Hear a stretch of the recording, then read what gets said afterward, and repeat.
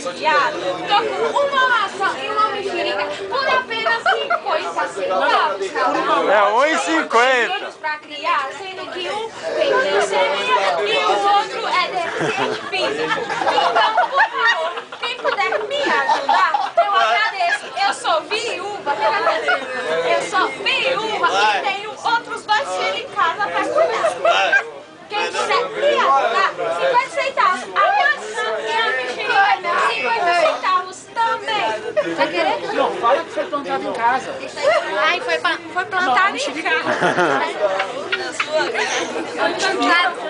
Daí vai pro YouTube?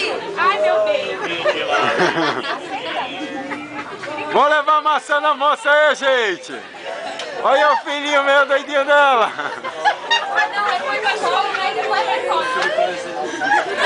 Vamos lá, minha gente. Seja uma caridosa.